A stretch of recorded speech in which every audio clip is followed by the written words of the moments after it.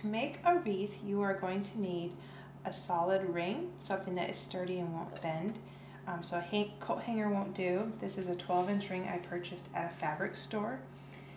You also need some florist wire. This is also something I purchased at the fabric store. Together they were about $5.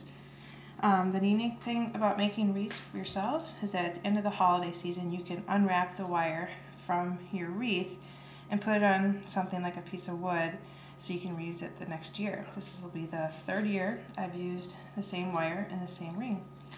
So to get started, you are going to take a small kind of clump of boughs and put them together and line up the ends. And then you're going to put them on your ring wherever you want to start. I start up in the upper right hand corner. And you're going to tightly wind that last inch or two of boughs with the wire. I wrap it around 3 or 4 times to begin with. And then where that bow started, or the little wire, you're going to do a twisty tie to secure it really well so it doesn't unravel. Okay. And then once that first little group is on, one more time, I'm going to take another little group, and I have my little handy clippers here. And you can use any greenery that you want. I try to mix it up a little bit just to make it kind of colorful. So I have some cedar here and a variety of pine tree. I don't really know what it is. It doesn't really matter. You can also use just one kind of tree. That's fine too. I'm going to take that clump and arrange it however I want it to look. Kind of intermix it.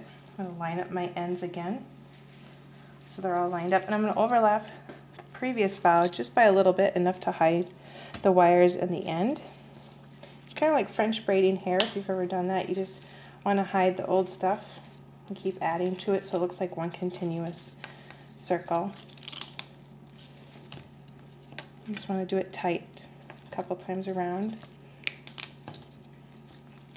And I'll do it again. Now some people will take these individual groups that I'm collecting here, and they will take little rubber bands and rubber band all these little groups together and then do the same thing. I take a shortcut and I group them and wind them with the wire right away. I don't use the rubber band method, but it's something you can do. Once again, you're going to overlap the previous bough, so you're hiding that wire, and then you're going to keep wrapping. And you can get your boughs from just about anywhere at the base of your Christmas tree that you have to trim off before you put it in the stand. In your yard, we choose to trim our trees at this time of year just so I can use the scraps for my wreaths rather than putting them in the yard debris bin.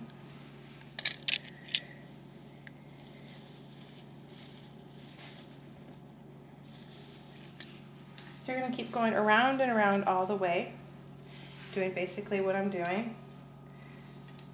All the way around, and the very last one is going to tuck underneath that first bough that you did. It's going to tuck right underneath there, and you'll have a continuous circle, and then you just take your little clippers and you kind of trim it. If there's some kind of outliers just straggling out, you can trim them off. And then you can add your pine cones and just tie them on with wire. Use a ribbon, kind of decorate it however you want, or you can leave it the way it is. Use some holly berries. It's pretty simple. You can't really go wrong with the wreath, and it makes a great Christmas present for someone.